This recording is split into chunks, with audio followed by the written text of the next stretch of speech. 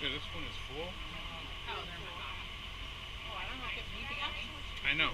Let's put it in there. Oh, that one. That one could be. He's gonna close the door. I'll say, actually. Did cry when we were leaving. Put it in her Going in shoe, the okay? car with I us. don't want to see it. Got in my lap. Oh, no. I meant like going on this So way. remember, it's Oh, yeah. He didn't want to sleep. Yeah, no. He didn't want to get out of the car. He wanted to come. All right. Good morning, everybody. Welcome aboard. Let's do a quick microphone check. If you can hear my voice at all, go ahead and raise your hand up. Yay! All right. If this volume is too loud, hands up. Too loud. Or after we come around the corner, you probably guess where this is going. If the volume is too soft, hands up. All right, let's take it to work out. Welcome aboard the Africa Tram. My name is Candy. I will be your driver and guide for the next 25 to 30 minutes. We have a few safety precautions to get out of the way before all the fun stuff. Please remain seated anytime we're moving.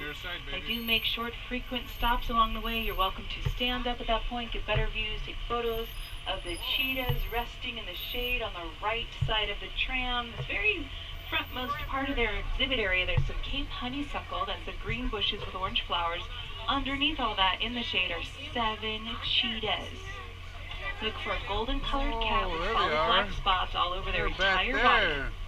Maybe tails will flick, maybe ears will twitch, maybe you won't see them at all, and that's okay because they're camouflage. They're using their spots to hide in plain sight, in the shade, in the open. Spots break up a solid outline, so it makes it very difficult to see these predators at rest.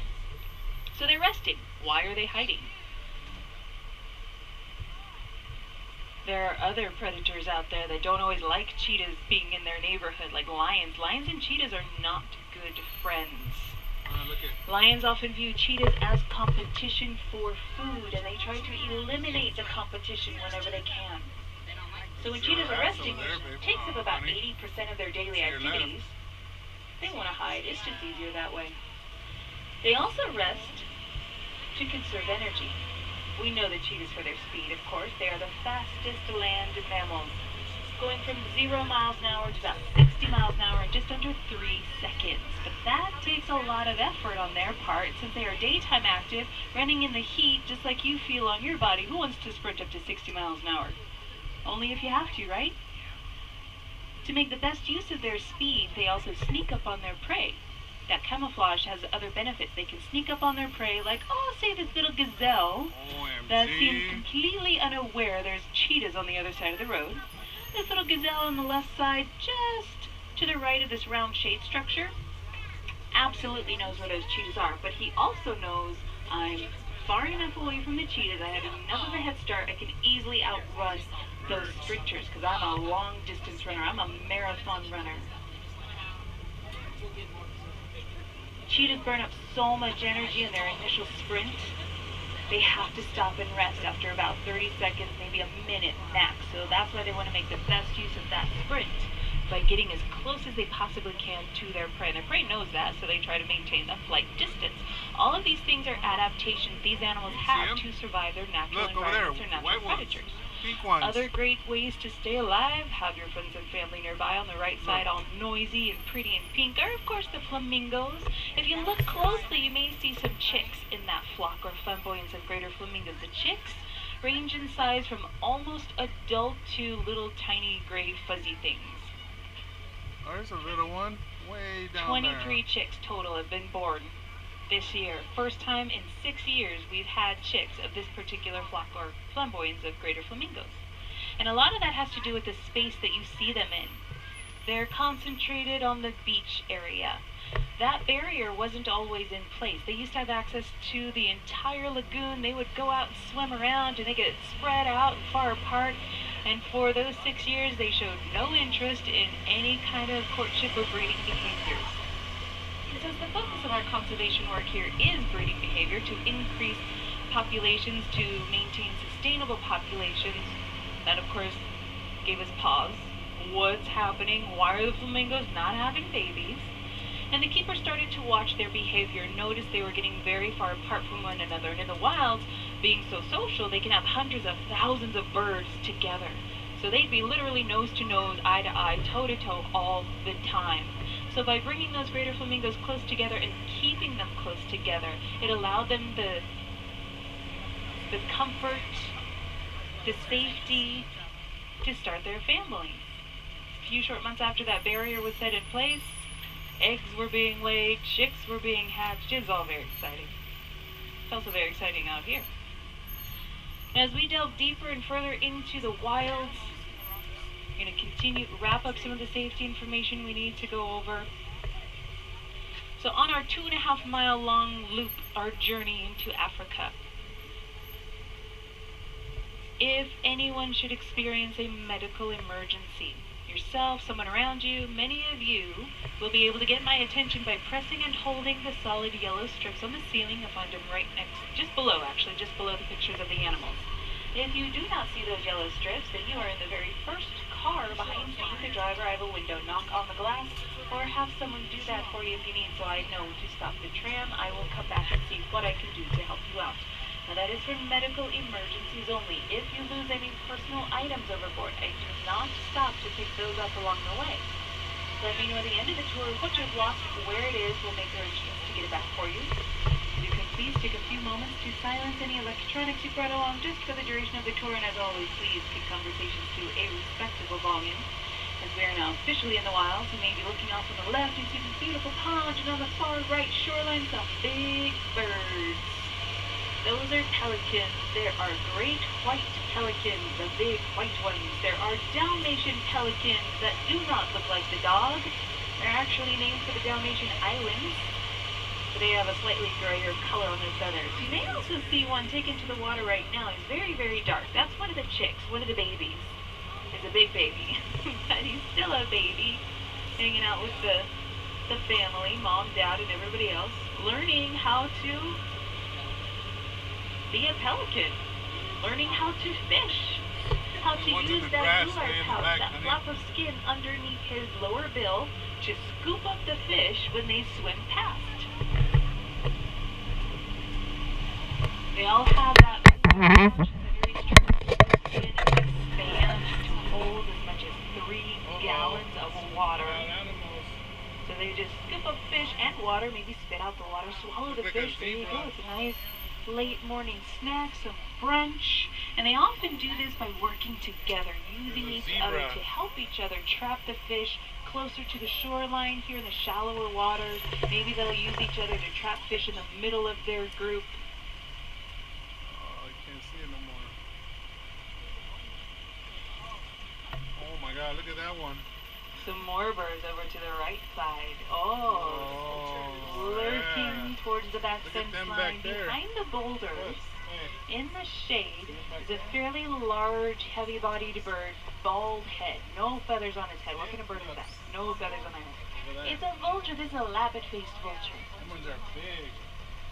Vultures are very exciting birds. I know a lot of people don't always get excited about vultures. In fact, I think the initial reaction is ew. I know. Probably because of what they eat, their diets. What do they eat? They eat dead things. It sounds gross. It probably is, but for them it's great. Nobody else is going to want to eat it, so why not? Right here. There's very little competition for that kind of food. And when they dispose of that carrion, those carcasses that would be left rotting in the sun and spreading diseases, they help prevent all of that. Vultures are the cleanup crew. Like they say, it's a dirty job, but somebody's got to do it, and they're very good at what they do.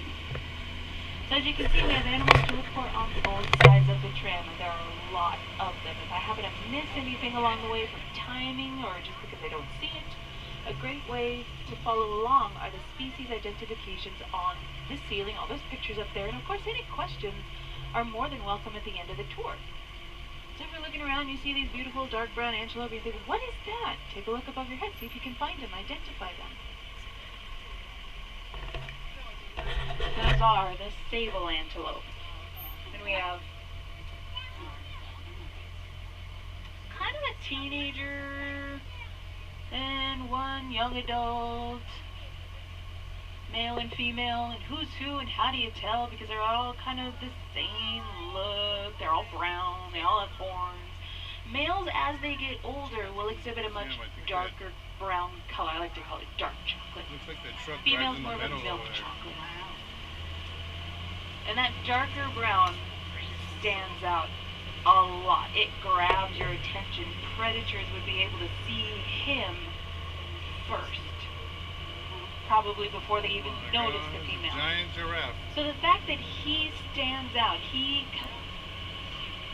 kind of draws attention to himself. He has to stay alive. He has to stay alive long enough to pass on his survivor traits to the next generation. Every day he's alive, the girls look at him and they find him even more attractive, because that means he's smart enough, he's strong enough, he's fast enough to avoid any potential predators. You know who's also smarty pants? This young male here at the feeder, hanging out with a giraffe. The watchtowers of the savannah. There's a lot of giraffes here. They're just kind of spread out all over the place, so keep your eyes open for more Maasai giraffes. But this adult female, she's watching over everybody. Look at those beautiful brown eyes. Those eyes can see things from potentially a mile away in the right landscape, of course, the right conditions. So that's why they're often called the watchtowers of the savannas. Now she's calm, she's relaxed, she's not doing anything terribly exciting either, and that's good. That's a good day. Nobody else is terribly excited except the wildebeest. They're being silly. Yeah, they are. Wildebeest in the middle of their two shade trees and all of their babies that showed up within a couple weeks' time. One day we had 3 wildebeest babies born. In one day. It was very exciting. But watching the giraffe, you can kind of gauge what you need to do. Do you need to just relax? Or the giraffe relaxes there? Okay. Do you need to run? Is the giraffe running? No? Alright, good.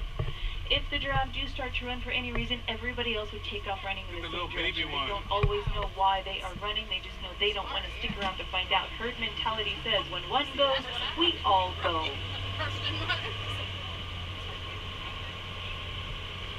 There's a very young giraffe, less than a year old. He's a little bit further out past the dirt road, standing next to the big fallen tree. So as I mentioned earlier, we are a breeding facility. You've seen some babies already, baby wildebeest, baby giraffes, some chicks for the flamingos, perhaps. Look, right here. This is what we do. This is what the purpose of the safari park is. But we have to maintain the health and well-being of all the herds, make sure those babies are as healthy as possible. So we do work with other parks and other zoos, even our own San Diego Zoo, our sister facility. This young guy, this young male Maasai giraffe walking around, he came to us from the San Diego Zoo to start his family eventually here at the safari park. He's joined by 2 adult females, one we just saw underneath the big shade.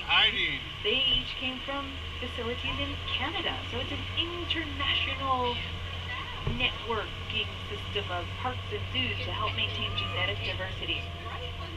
And how do we find these animals? How are they matched up? Well, there's something called the Species Survival Plan, and it's very much like a dating service for wildlife and zoos. So they're matched up based on their genetic availability.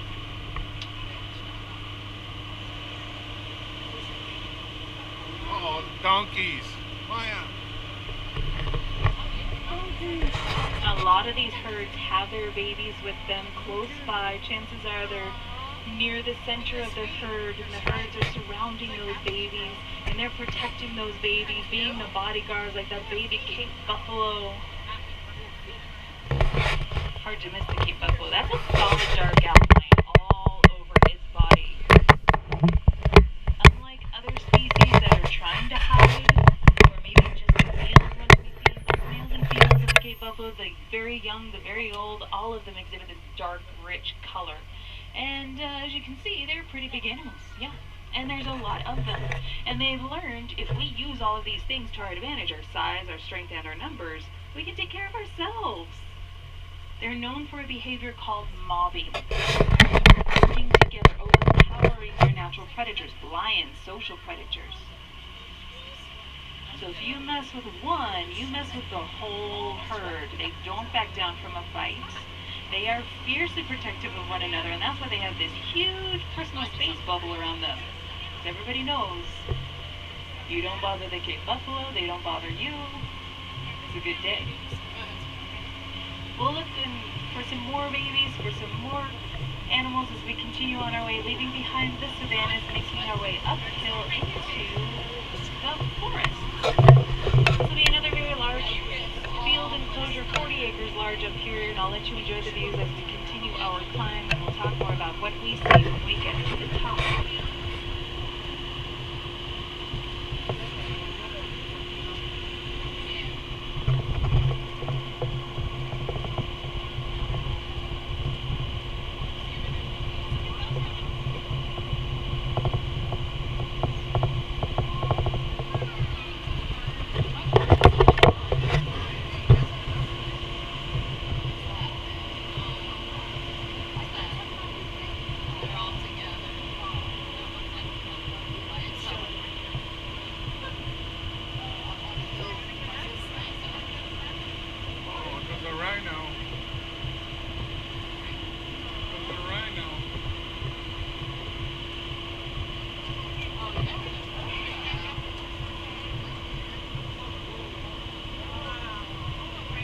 Making our way up to the top of the hill, passing by the roan antelope, and what is that off in the distance? That's a big boulder on legs. That's a rhino.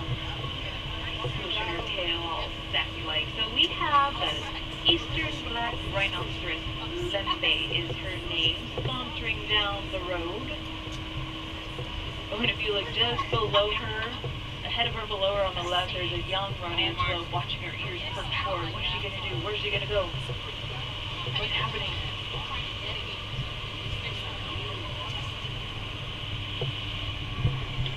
Lembe is leaving a marker, territory marker. You ever take your dogs for a walk and they have to stop and they mark this and they mark that and they mark this and they mark that, and all this neighborhood